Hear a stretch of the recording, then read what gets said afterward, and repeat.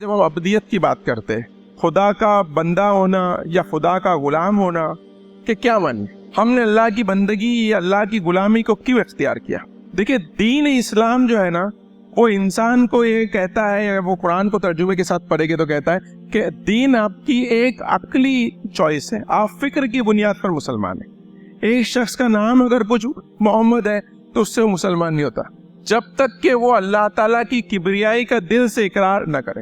ہمارے ساتھ کیا مسئلہ ہے آج کے دور میں؟ سمجھیے کہ آج کا جو دور ہے وہ خود کو دکھانے کا، خود نمائی کا، سیلف کے اوپر جو ہے اس کا پورا فوکس ہے، اور یہ سیلف کا فوکس اتنا خطرناک ہے کہ ہم کہیں نہ کہیں اللہ کی کبریائی کو تو مان لیتے، لیکن ہمارے حقیر ہونے کو اللہ اکبر تو بول لیتے، انا الاصغر، اور حقیقت کیا ہے؟ انا الصفر، ہم کچھ بھی نہیں ہے۔ اس بات کا احساس ہمارے ابھی تک شعور میں جاگزی نہیں ہوا۔ اعوذ باللہ من الشیطان الرجیم، بسم اللہ الرحمن الرحیم، رب اشرح لی صدری ویسر لی امری واحلل عقدۃ من لسانی یفقہوا قولی، ربی زدنی علما، ربی یسر ولا تعسر وتمم بالخیر۔ السلام علیکم ورحمۃ اللہ وبرکاتہ۔ عزیز ساتھیو، آج جمعے کے خطبے کے لیے جو ٹاپک یا جو عنوان کو سلیکٹ کیا گیا ہے وہ تواضع کی اہمیت ہے۔ تواضع کہتے ہیں عجز کو، انکساری کو، اپنے آپ کو حقیر سمجھنے کو، اپنے آپ کو چھوٹا سمجھنے کو، اور تواضع ضد ہے تکبر کی، گھمنڈ کی، اپنی بڑائی کی، اپنے آپ کو بہت بہتر سمجھنے کی، عجب کی۔ اس کی جو ہے اپوزٹ جو ہے تواضع۔ یہ عنوان ہم نے اس خطبے کے لیے کیوں سلیکٹ کیا؟ پہلے ہم اس کی اہمیت کو سمجھتے ہیں کہ کوئی بھی چیز آپ لے لیجئے، اس کا ایک مزاج ہوتا ہے، اسی طریقے سے یہ دین کا ایک مزاج ہے، ایک اس کا ٹیسٹ ہے۔ جس طرح ہمارا جسم کھڑا ہے تو اس کے اندر وہ ہڈیاں ہیں جو جسم کو کھڑا رکھتی ہے، اسی طریقے سے دین اسلام جو ابدیت کا مذہب ہے، بندگی کا مذہب ہے، اس کا جو اسکیلٹن بنا ہوا ہے، وہ اس کی ہڈیاں جو ہے وہ تواضع ہے۔ تواضع میں نے جیسے کہا کہ جھک جانا، اپنے آپ کو کمتر سمجھتا۔ ہم اس کے اوپر آگے تفسیر سے جو بات کریں گے۔ اللہ تعالیٰ قرآن میں فرماتے ہیں وَعِبَادُ الرَّحْمَنُ الَّذِينَ يَمْشُونَ عَلَى الْأَرْضِ هَوْنًا وَإِذَا خَاطَبَهُمْ الْجَاهِلُونَ قَالُوا سَلَامًا وَالَّذِينَ يَبِيتُونَ لِرَبِّهِمْ سُجَّدًا وَقِيَامًا، کہ رحمان کے اصلی بندے تو وہ ہیں جو زمین پر نرم چال چلتے ہیں، اور جاہل ان کے منہ آئے تو کہہ دیتے ہیں کہ تم کو سلام، اور اپنے رب کے حضور سجدے اور قیام میں راتیں گزارتے ہیں۔ اب آیت کی ترتیب دیکھیے، اللہ تعالیٰ ڈسکرائب کر رہے کہ میرے بندے، رحمان کے بندے ایسے ہیں جو زمین پر نرمی کو کیا کرتے ہیں؟ اختیار کرتے ہیں۔ ہمارا جو تصور ہے بندگی کا، اس کے اندر پہلی جو چیز آتی ہے، ہم اللہ کا بندہ اسے سمجھ رہے کہ جو نماز اور اس کی پابندی کر رہا ہے، لیکن اللہ تعالیٰ نے یہاں پہ ترتیب کو کیا کر دیا؟ الٹ دیا۔ یہ کیوں ہوتا ہے ایسا قرآن میں؟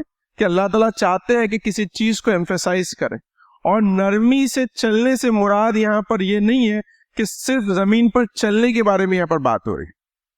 یہاں پر نرمی سے چلنے سے مراد یہ کہ زمین پر ان کا رہن سہن، ان کے تعلقات، ان کے ایک دوسرے سے انٹریکشن، ہر چیز میں، زمین میں ان کی چلت پھرت، ان کا رہن سہن، ان کی تہذیب، ہر چیز کے اندر نرمی کو کیا ہوتا ہے؟ اظہار ہوتا ہے، یا تواضع کا کیا ہوتا ہے؟ اظہار ہوتا ہے۔ تو یہ امپورٹنس ہے تواضع کا۔ سب سے پہلی بات جو ہم کو سمجھنے کی ہے وہ یہ ہے کہ تواضع کوئی ایسی چیز ہے جس کو ہم کو اپنے اوپر تھوپنا ہے یا لادنا ہے۔ یہ تواضع یہ ہے کہ یہ حق کا بیان ہے، یہ حقیقت ہے کہ انسان کی کوئی حیثیت نہیں ہے، انسان کی کوئی حقیقت نہیں ہے۔ اکثر یہ ہوتا ہے، ہم کہتے ہیں تواضع کو اختیار کرو، جیسے کپڑے کو پہن لو، ایسی کوئی چیز تواضع نہیں۔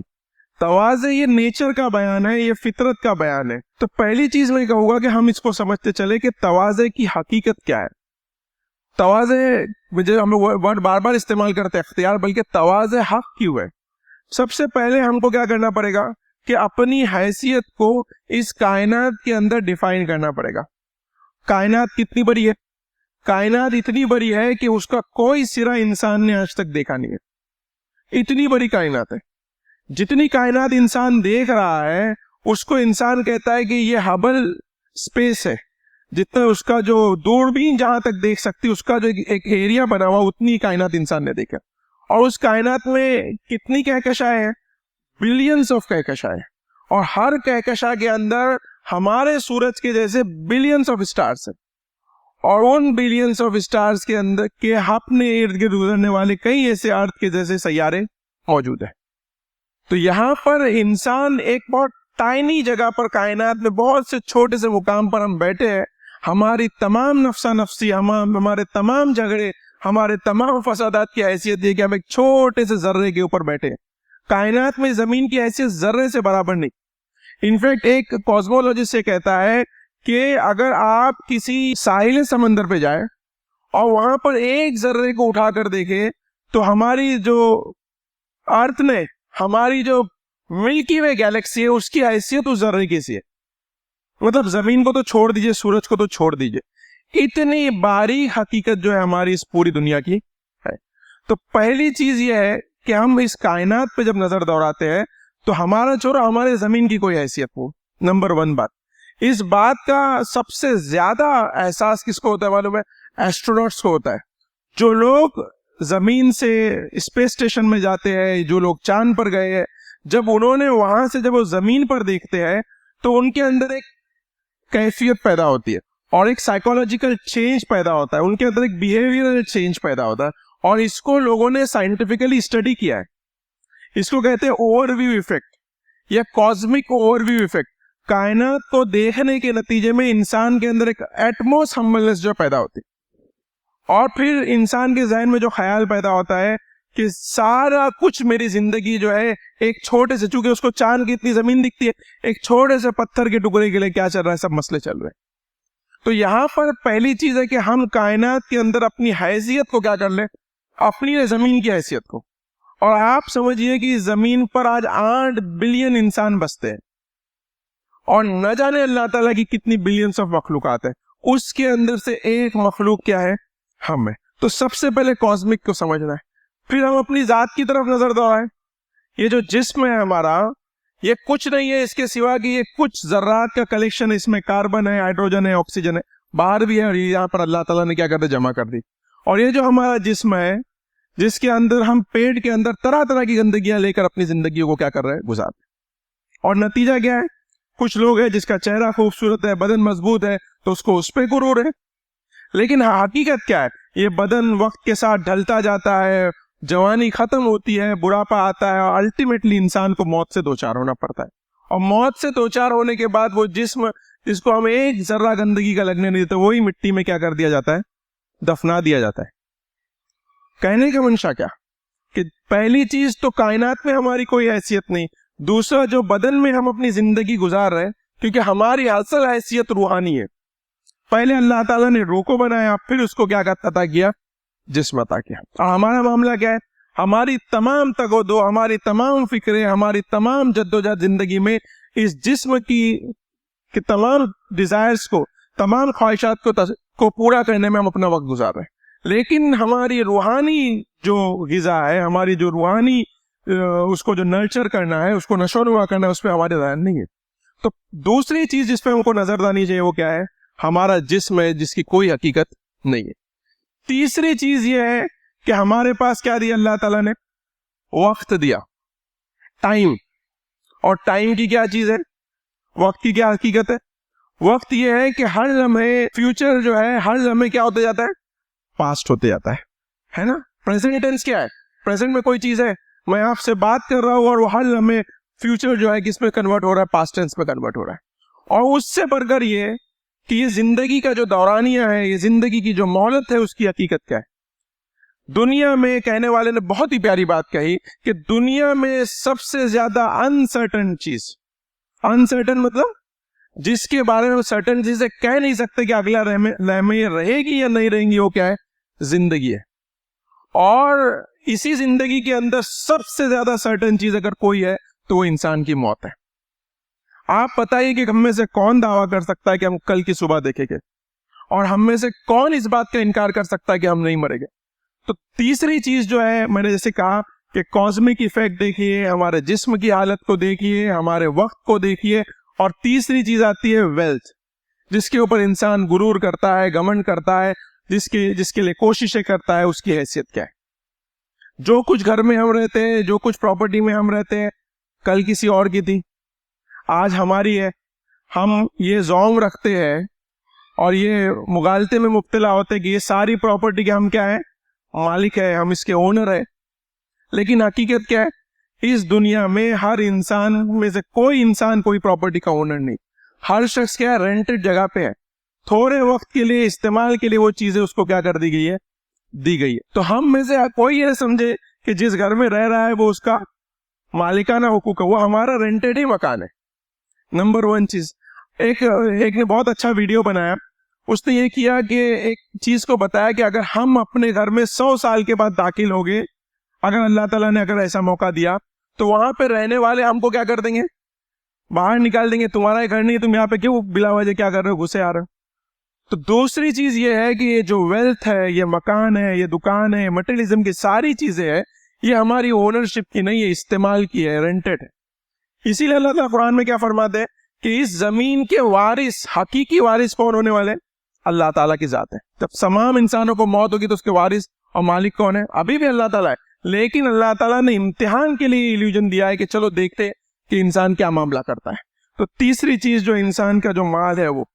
چوتھی چیز جو انسان اکثر کوشش کرتے ہیں, جس کے لیے بہت سارے لوگ آج کل عجیب طریقے کی ریل میمز بنا رہے ہیں, کہ ہم کو کسی طرح کا کوئی فیم یا نام کیا ہو جائے, حاصل ہو جائے. ہم کوئی تو نام حاصل کرے دنیا میں, اور اس کے لیے عجیب طرح کی کوششیں کی جاتی ہیں. ہم دیکھتے ہیں کہ ہر طرح کا ننگا پن, فحاشی, فیم کے 2 منٹ کے فیم کے لیے لوگ کرنے کو کیا ہے, تیار ہیں. اور پھر اسی طرح کی جو اس کو کہتے ہیں شہرت کے لیے کوششیں ہوتی. لیکن شہرت کی بھی حقیقت کیا ہے کہ کچھ جب آپ مر جاتے ہو, تھوڑے لوگ آپ کو جانتے ہیں, کچھ لوگ آپ کے بارے میں سنا ہوتا ہے, اور تھوڑے سال میں وہ بھی مر جاتے ہیں, اور آپ کا کوئی فیم, کوئی یہ باقی نہیں رہتا. کہنے کا منشا یہ کہ دنیا کے اندر ہم کو دی گیا مال, وقت, دولت, فیم, آئیڈینٹی, یہ سب کچھ کیا ہے, تھوڑے وقفے کے لیے. اس لیے اللہ تعالیٰ سورہ کہف میں فرماتے ہیں صالحات الباقیات, باقی رہنے والی چیز کیا ہے, نیکی ہے. اور نیکی کا جو سب سے پہلی چیز ہے کہ انسان جب اللہ کا بندہ بنتا ہے تو اس کا, جیسے میں نے آپ کو سٹارٹ میں بات کہی کہ پورا بندگی کا جو اسٹرکچر ہے, اس کا جو اسکیلیٹن ہے, اس کا جو, اس کو ہم کہتے ہیں نا کہ ایک بلڈنگ کے اندر جو کانکریٹ اسٹرکچر ہوتا ہے, جو اس کا مین ہوتا ہے, وہ تواضع ہے. ہم اس کو جو ہے آگے جو ہے سمجھنے کی انشاءاللہ کوشش کریں گے. دوسری چیز کی طرف ہم آگے آتے ہیں کہ جب ہم ابدیت کی بات کرتے ہیں, خدا کا بندہ ہونا یا خدا کا غلام ہونا, کہ کیا معنی ہے. ہم نے اللہ کی بندگی یا اللہ کی غلامی کو کیوں اختیار کیا. یہ کوئی ایسی چیز ہے کہ ہم کو جو ہے اللہ تعالیٰ نے بس عطا کر دی اور ہم اس پر. دیکھیں دین اسلام جو ہے نا, وہ انسان کو یہ کہتا ہے, وہ قرآن کو ترجمے کے ساتھ پڑھے گے تو کہتا ہے کہ دین آپ کی ایک عقلی چوائس ہے, آپ فکر کی بنیاد پر مسلمان ہیں. ایک شخص کا نام اگر کچھ محمد ہے تو اس سے وہ مسلمان نہیں ہوتا جب تک کہ وہ اللہ تعالیٰ کی کبریائی کا دل سے اقرار نہ کرے. ہمارے ساتھ کیا مسئلہ ہے آج کے دور میں, سمجھیے کہ آج کا جو دور ہے وہ خود کو دکھانے کا, خود نمائی کا, سیلف کے اوپر جو ہے اس کا پورا فوکس ہے. اور یہ سیلف کا فوکس اتنا خطرناک ہے کہ ہم کہیں نہ کہیں اللہ کی کبریائی کو تو مان لیتے, لیکن ہمارے حقیر ہونے کو اللہ اکبر تو بول لیتے, انا الاصغر, اور حقیقت کیا ہے, انا الصفر, ہم کچھ بھی نہیں ہے. اس بات کا احساس ہمارے ابھی تک شعور میں جاگزی نہیں ہوا. یہ ہمارے جو آج کے دور کے آپ جتنے بھی معاملات پہ ہم غور کریں گے, اور جب آپ اس کے ایج پہ پہنچیں گے, امت کے زوال کے اسباب پہ بھی پہنچیں گے, تو یہ بات سمجھ میں آتی ہے کہ اصل مسئلہ یہ ہے کہ ابدیت کا جو صحیح طریقہ کار ہے, اس کا جو اسکیلیٹن میں کہہ رہا ہوں, اس کو ہم کہیں نہ کہیں کیا کر رہے ہیں, مس آؤٹ کر رہے ہیں. اس کا ریزن کیا ہوتا ہے کہ ہم جو ہے اس بات کو تو مانتے ہیں کہ اللہ ایک ہے, اللہ بڑا ہے, اور ہم اپنی ذات کے اوپر یہ ماننے کو تیار نہیں ہوتے. کیونکہ یہ جو فوکس ہے آج کے دور کا, اس میں انسان کی پوری زندگی کا جو فوکس ہے وہ سیلف سینٹرڈنیس ہے. میں دنیا میں سارے کام جو کر رہا ہوں اپنی ذات کے لیے کر رہا ہوں, میری ذات کے علاوہ دوسرا کوئی دکھائی نہیں دیتا, اور یہ تمام چیزیں چل رہی ہوتی. لیکن قرآن کیا تصور دیتا ہے, قرآن یہ تصور دیتا ہے, حدیث میں پڑھتے کہ آپ نے کیا فرمایا کہ دوستی کرو تو اللہ کے لیے کرو, دشمنی کرو تو اللہ کے لیے کرو. عرش میں جن لوگوں کو سایہ نصیب ہوگا ان میں سے ایک کیٹیگری کے لوگ وہ ہوں گے جو صرف اس لیے ملتے تھے کہ اللہ کی محبت میں ایک دوسرے سے کیا کرتے تھے, ملتے تھے. تو انسان کے تمام تر, جیسے میں نے کہا ہے پہلے کہ اللہ کے بندے جو ہے جو چلت فرت میں نرمی برتتے, تو انسان کے تمام تعلقات کی آپس میں بنیاد کیا ہونی چاہیے, اللہ تعالیٰ سے محبت ہونی چاہیے. اور وہ نہیں ہوتی محبت کیونکہ ہم خود اپنی ذات اور اپنی نفس کی محبت میں کیا ہے, حد سے زیادہ مبتلا ہے. تو پہلی چیز تو تواضع کے بیان میں ہے کہ صرف یہ سمجھنا کافی نہیں ہے کہ اللہ بڑا ہے, بلکہ ہم کو یہ بھی سمجھنا ہے کہ اللہ تو بہت بڑا ہے, اس کی شان بہت اعلیٰ ہے, لیکن ہماری حیثیت اس دنیا میں کوئی نہیں ہے. ایک عجیب حدیث ہے جو میں نے پڑھی اور کئی لوگوں سے اس کے بارے میں پوچھا بھی, کہ جب قیامت برپا ہو جائے گی اور اس کے بعد سارے انسان محشر میں جمع کیے جائیں گے, اور جمع ہونے کے بعد کوئی معمولی عرصہ نہیں ہے. حدیث کی کتاب میں آتا ہے کہ 50,000 سال کا عرصہ ایسا ہے کہ نوع انسانی اس دھوپ میں کھڑی رہے گی اور اللہ تعالیٰ ان کی طرف دیکھے گا بھی نہیں. مطلب پورے نوع انسانی جس کے اندر اولیاء اکرام شامل ہے, جس کے اندر انبیاء اکرام شامل ہے, لیکن اللہ تعالیٰ اتنے بڑے ہیں کہ اتنی نوع انسانی جب سامنے کھڑے رہیں گی تو 50,000 سال کے بعد تو حساب کتاب شروع ہوگا. اور آج ہمارا معاملہ کیا ہے, آج ہم اس فاسٹ میں اپنے آپ کو بڑا سمجھ میں کئی ایک سیکنڈ کا بھی انتظار کرنا پڑے تو ہماری کیفیت کیا ہو جاتی ہے. اور یہ کیفیت کیوں پیدا ہوتی ہے؟ یہ کیفیت اسی لیے پیدا ہوتی ہے کہ ہم اپنی ذات میں اپنی دنیا کو, اپنے وقت کو بہت زیادہ کیا کرتے ہیں, اہم سمجھتے ہیں. اور میں نے آپ سے کیا کہا کہ وقت کی حیثیت بھی کچھ زیادہ ہمارے پرسپیکٹیو میں نہیں ہے. ہم وقت کے اندر کام کرنے کو, نیکی کرنے کو اہم سمجھتے ہیں, وقت اپنے آپ میں کوئی چیز نہیں. تو یہ یہاں پہ دوسری چیز جو ہم کو سمجھنے کی ہے وہ یہ ہے کہ پوری جو ابدیت کا خاکہ ہے اس کا اسکیلیٹن جو ہے وہ تواضع ہے. اس میں ایک چیز ہے کہ ہم اکثر سنتے ہیں کہ خشیت کو اختیار کرو. خشیت کیا چیز ہے؟ خشیت یہ ہے کہ انسان کو جب اپنی کم آئیگی کا, اپنے کچھ نہ ہونے کا احساس اللہ کے مقابل میں پیدا ہو جائے تو یہ خشیت ہے. اور خشیت کے نتیجے میں اس کی باڈی کے اوپر ایک کیفیت طاری ہوتی ہے, اس کے کندھے جھک جاتے ہیں, اس کی چال سلو ہو جاتی ہے, اس کو لوگوں سے بات کرنے کا اس کا طریقہ بدل جاتا ہے نا. اللہ تعالیٰ قرآن میں کیا فرماتے ہیں کہ وہ نماز میں خشیت کو اختیار کرتے ہیں. نماز کے لیے کو قبول ہونے کے لیے جو قرآن میں جو امپورٹنٹ چیز بیان کی گئی وہ خشیت ہے. اور خشیت کیا چیز ہے؟ اگین تواضع ہے. تو نماز کی قبولیت کے لیے خشیت اور خشیت کے لیے تواضع کا ہونا کیا ہے؟ ضروری ہے. اس کے بعد ایک تعلق بہت عجیب ہے خشیت کا اور بہادری کا. جب تک کہ انسان کے اندر ہیوملٹی پیدا نہیں ہوتی اس کے اندر بہادری بھی پیدا نہیں ہوتی. سب سے مشکل کام دنیا میں کیا ہے؟ اپنی غلطی کو کیا کر لینا؟ مان لینا. بہت بہادری کا کام ہے. اسپیشلی اگر آپ سے کوئی پبلک غلطی ہوئی ہے تو پبلک میں معافی مانگنا, جن کے ساتھ غلط کیا ان سے معافی مانگنا. کیوں مشکل ہوتا ہے ہمارے لیے معافی مانگنا؟ اور اس کی ہمت اور اتنی بہادری وہ کیوں نہیں دکھا پاتے؟ اس کا ریزن یہ ہوتا ہے کہ ہمارے اندر وہ حقیقی تواضع پائے نہیں جاتا. جب انسان کے اندر یہ ہیوملٹی پائی جائیں گی کہ میرے ساتھ بہت سارے گناہ ہوئے, میں ایک گناہوں کا چلتا پھرتا جو ایک بوجھ ہوں, تو انسان کے اندر یہ بات پیدا ہوتی ہے کہ میں اگر کسی کے ہاتھ کچھ غلط کروں تو میں اس سے کیا کر لوں؟ معافی مانگ لوں. تو ایک تعلق جو خشیت آپ کے اندر دوسری کوالٹی کو پیدا کرے گا بہادری کا. اور اس کا نتیجہ کیا ہوتا ہے؟ جب انسان اپنی غلطیوں کو ماننے والا, کریکٹ کرنے والا بنتا ہے تو اس کی پرسنالٹی اور اس کی جو کردار میں کیا ہوتا ہے؟ نکھار پیدا ہوتا ہے. وہ آج بہت سارے لیکچرز آپ سنتے ہو گے پرسنالٹی ڈیولپمنٹ کے اوپر, پورا یوٹیوب بھرا ہوا ہے, ہر جگہ یہ کرو وہ کرو وہ کرو. لیکن حقیقی جو انسان کی پرسنالٹی جو ڈیولپ ہوتی ہے وہ خاکساری کی وجہ سے اور تواضع کی وجہ سے کیا ہوتی ہے؟ پیدا ہوتی ہے. اس کے بعد ہمارے ادھر یہ دوستوں ایک اگین مسئلہ ہے کہ ہم جب علم کو حاصل کرتے ہیں تو علم کو حاصل کرنے کے نتیجے میں چاہے ہمارا علم کتنا ہی تھوڑا ہو, ہم کو لگتا ہے کہ ہم دنیا کے کیا بن گئے؟ سب سے بڑے عالم بن گئے. لیکن علم, حقیقی علم کیا ہے؟ ایک فلاسفر نے کہا کہ علم, حقیقی علم یہ ہے کہ انسان کو یہ احساس ہو جائے کہ اس کے اندر جہل کتنا موجود ہے, وہ کتنا علم نہیں جانتا ہے. جیسے جیسے انسان کا علم کا دائرہ وسیع ہوتا ہے اس سے کہیں زیادہ اس کے جہل کا دائرہ وسیع ہوتا ہے. اس کو معلوم پڑ جاتا ہے. آپ نے ابھی اسٹارٹ میں کہا کہ کائنات کے بارے میں انسان کو اتنی کائنات معلوم ہے, اس کو یہ معلوم ہے کہ کتنی کائنات مجھے نہیں معلوم ہے. ہم جو بھی سائنس کی فیلڈ میں جاتے جہاں پہ جتنا انسان ڈسکور کرتے آتا ہے اس کو اتنا معلوم ہوتا ہے کہ اس سے کئی زیادہ چیزیں اس کو نہیں معلوم. لیکن ہمارے ساتھ چونکہ تواضع نہیں ہوتا, ہمارے اندر وہ ہیوملٹی نہیں ہوتی کہ ہم علم کو حاصل کرنے کے بعد اپنے جہل کا کیا کریں, اعتراف کریں. اسی لیے نبی کریم صلی اللہ علیہ وسلم کی بہت ہی پیاری حدیث ہے. آپ صلی اللہ علیہ وسلم نے فرمایا ہر شخص کے سر میں حکمت اور عقل ہوتی ہے جس پر ایک فرشتہ مقرر ہوتا ہے. جب تو تواضع کو اختیار کرتا ہے تو فرشتے سے کہا جاتا ہے کہ اس کی حکمت کو کیا کر دے, بڑھا دے, اس کے علم کو بڑھا دے, اس کی عقل کو کیا کر دے, بڑھا دے. اور جب وہ تکبر کرتا ہے تو اس فرشتے سے کہا جاتا ہے کہ اس کی حکمت اور دانائی کو کیا کر دے, کم کر دے. تو اگین جیسے میں نے کہا کہ سیلف امپرومنٹ کے لیے بھی آپ کو تواضع کی ضرورت ہے, علم و حکمت میں بڑھنے کے لیے بھی تواضع کی ضرورت ہے, بہادر بننے کے لیے بھی تواضع کی ضرورت ہے. یہ بہت امپورٹنٹ چیز ہے. جب ہم تواضع میں بات کریں تو اس کا ایک اپوزٹ بھی چیز ہے, وہ ہے ایگو ہے, تکبر ہے. اور تکبر کے بارے میں بے حساب بیانات آپ نے سنے ہوں گے. اور مشہور حدیث ہے آپ صلی اللہ علیہ وسلم کی, اللہ کا حدیث قدسی ہے کہ اللہ تعالیٰ فرماتا ہے کہ تکبر میری چادر ہے اور جو تکبر کو اختیار کرے گا میں اس کو کیا کروں گا, جہنم میں ڈال. میں نے آپ کو اسٹارٹ میں ایک بات کہی کہ یہ دین کا جو اسکیلیٹن ہے, یہ دین کا جو پورا سانچہ ہے وہ کھڑا ہے تواضع کے اوپر. آپ اس میں سے تواضع کو نکال لیجئے, ختم. آپ نیکی میں سے تواضع اور انکساری کو نکال لیجئے تو اللہ کے نزدیک وہ قابل قبول نہیں ہے.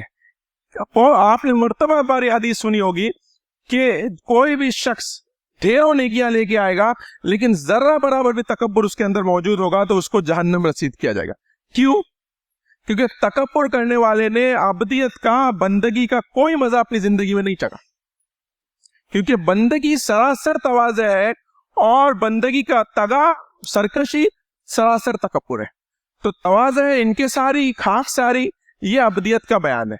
تکبر, گھمنڈ, اپنے آپ کو کچھ بڑا سمجھنا, یہ کس کا بیان ہے؟ یہ اللہ تعالیٰ سے سرکشی کا بیان ہے. اور یہ شیطان کی صفت ہے. شیطان نے بھی کون سے گناہ کیا کہ ہمارے سے ڈھیروں گناہ کر کے پہنچا؟ نہیں پہنچا. شیطان نے تو ایک ہی گناہ کیا تکبر کا, اور وہ کیا ہو گیا؟ شیطان الرجیم ہو گیا, ہے نا, شیطان مالون ہو گیا, ہے نا. لیکن ہم ابھی سوچئے کہ ہمارے کو اگر اللہ کے بندوں میں شمار ہونا ہے تو جو چیز ہمارے لیے اہم ہے کہ ہم وہ کیا کریں, تواضع کو جو ہے اختیار کریں.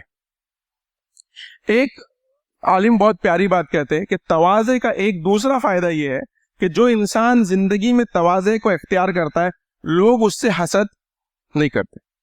اور اس کے بالمقابل جو انسان تکبر میں مبتلا ہوتا ہے تو جس کے بارے میں اللہ تعالیٰ کی خود وعید ہوئی کہ دنیا میں ڈھیر سارے کام کر کے آئے گا لیکن آخرت میں اس کا کوئی فائدہ اسے حاصل نہیں ہوگا. لیکن کچھ الگ بھی تصور ہے ہمارے ادھر. جو تواضع کا یا انکساری کا تصور کیسا پایا جاتا ہے کہ کوئی بڑا آدمی آ گیا, کوئی منسٹر آ گیا, کوئی پیسے والا آ گیا تو ہم اس سے کیا ہو جاتے, اس کے سامنے انکساری دکھانے کیا کرتے لگتے ہیں. تو یہ سمجھ لیجئے کہ آپ سے بڑے انسان کے سامنے انکساری نہیں ہوتی, اس کو مروبیت کہتے ہیں. آپ مروب ہو گئے اس کے مال سے, اس کے عہدے سے, اس کے رتبے سے. اور بندے مومن یہ ہوتا ہے, اللہ کا بندہ یہ ہوتا ہے, اللہ عزیز کا بندہ یہ ہوتا ہے, اللہ اکبر کا بندہ ہوتا ہے کہ وہ کبھی کسی سے مروب نہیں ہوتا. یہ بات بہت اہم ہے ہندوستان کے سینیریو میں بھی کہ ہم ہندوستان میں رہتے ہیں, ایک مائنورٹی کی حیثیت سے رہتے ہیں. ہم تواضع کو تو اختیار کریں لیکن ہم مروبیت کا شکار تواضع کے نام پر نہ ہو. یہ اکثر ہم دیکھتے ہیں کہ ہمارے اندر جو ہے جب ہم کسی دوسرے قوم کے شخص سے ملتے ہیں, کسی نان مسلم سے ملتے ہیں, ہم اس سے کیا ہو جاتے, مروب ہو جاتے. مروب ہونے کا نقصان یہ ہوتا ہے کہ آپ اس کی غلط عادت کو بھی کیا سمجھتے ہیں, صحیح سمجھتے ہیں. تو تواضع مروبیت کا نام نہیں ہے. آخر میں جو چیز ہم یہاں پہ ڈسکس کرتے ہوئے یہ کہے گے کہ آدمی یہ سوچتا ہے کہ اگر میں تواضع کو اختیار کروں گا, نرمی کو اختیار کروں گا, اس کے نتیجے میں لوگوں کے نزدیک میرا رتبہ, میری حیثیت کیا ہو جائے گی, کم ہو جائے گی. اور اس کے اوپر نبی کریم صلی اللہ علیہ وسلم نے فرمایا کہ صدقے سے مال کبھی کم نہیں ہوتا. لوگوں کے ذہن میں ایک غلط تصور ہے کہ اگر ہم مال دے دیں گے کسی کو تو ہمارا مال کیا ہو جائے گا, مائنس. کسی کو دے دیا لاکھ روپے دے, میں نے 10,000 کسی کو دے, میرا کیا ہوگا, مائنس 10,000. تو نبی کریم صلی اللہ علیہ وسلم کیا بولتے کہ صدقے سے کبھی مال کم نہیں ہوتا. دوسری چیز ہے معاف کرنے سے انسان کی عزت کیا ہو جاتی ہے, کم نہیں ہوتی, بڑھ جاتی ہے. اور تیسری چیز یہ ہے کہ کوئی شخص صرف اللہ اور اللہ کے خاطر تواضع اور انکساری کو اختیار نہیں کرتا مگر اللہ تعالیٰ اس کے مقام کو کیا کر دیتے, بلند کر. اگر آپ انکساری کو اختیار کریں گے تو یہ غیروں کا تصور ہے کہ اگر آپ انکساری کو اختیار کرو گے تو آپ کی عزت کیا ہو جائیں گی؟ کم ہو جائیں گی. نہیں, نبی کریم صلی اللہ علیہ وسلم فرماتے ہیں اگر تم انکساری کو اختیار کرو گے تو اللہ تعالیٰ تمہاری عزت کو کیا کر دیں گے؟ بڑھا دیں گے. پھر آخر میں جو ایک بشارت جو نبی کے فرق ہے کہ آپ سے فرمایا میں تمہیں جنت والوں کی خبر نہ دوں کہ ہر کمزور اور تواضع کرنے والا شخص جو اللہ کا نام لے کر قسم کھا لے تو اس کی قسم کو اللہ پوری کر دے. مطلب اگر ایک انسان کے اندر تواضع پیدا ہو جائے تو یہ اللہ کی بشارت ہے, وہ اللہ کی بندگی کے اس مرتبے پہ پہنچ جاتا ہے کہ جب وہ کسی چیز کی قسم یا نظر کھا لے, اٹھا لے, تو اللہ تعالیٰ اس کی نظر کو کیا کر دے؟ پوری کر دے. کون سا مقام ہے بندگی کا؟ یہ ولایت کا مقام ہے کہ جب تواضع کو آپ اختیار کرو گے تو آپ ولایت کے مقام پر کیا بدلیں. اور کیا میں تمہیں دوزخ میں جانے والوں کی خبر نہ دوں؟ تو کہا ہر تند خو آکر کر چلنے والا, غرور گھمنڈ کرنے والا. عزیز ساتھیوں, لاسٹ کے 3 منٹ بچے, میں چاہتا ہوں کہ ہم اس بات کو, یہ جو اس کا جو پورا ٹیک ہوم میسج ہے وہ یہ ہے کہ تواضع کو اختیار کیسے کریں, ہم کو لوگوں کے ساتھ ڈیلنگ میں تواضع کو کیسے اختیار کریں. پہلی چیز تو ذہن میں یہ رکھے کہ ہر شخص جو ہم سے ملنے والا ہے کسی نہ کسی نسبت سے ہمارے سے بہتر ہے, اور ہم یہ مان لیں, اپنے ذہن میں بٹھا لیں کہ ہر شخص جو ہم کو ملتا ہے وہ نیکی میں بہتر ہے. اگر کوئی بچہ ملے تو یہ سوچے کہ بچے کے تو کیا ہی گناہ ہے, کوئی سفید داڑھی والا ملے تو یہ سوچے کہ اس کی نیکیاں مجھ سے بہتر ہے. اور ہر انسان کے خیر کے پہلو پر کیا کرے؟ انسان نظر رکھے. اور خود کی ذات کے بارے میں کیا معاملہ رکھے کہ ہر برائی جو اس سے چھوٹی سی چھوٹی صادر ہوتی ہے اس کے بارے میں اس کو لائٹلی نہ لے, اس کو اپنے ذہن میں ہمیشہ تازہ رکھے اور استغفار کرے. تو اس کو سمجھ میں آئے گا کہ اس نے جو زندگی گزاری اس میں کتنے سارے گناہ کیے. ہمارا معاملہ کیا ہوتا ہے کہ ہم دوسروں کی برائیوں پہ نظر رکھتے اور خود کی اچھائیوں کو اپنے ذہن میں کیا رکھتے؟ تازہ رکھتے. یہ ایک بہت ہی آسان ٹرک ہے کہ آپ لوگوں کے ساتھ جو ہے بہتر ڈیل کر پاؤ گے.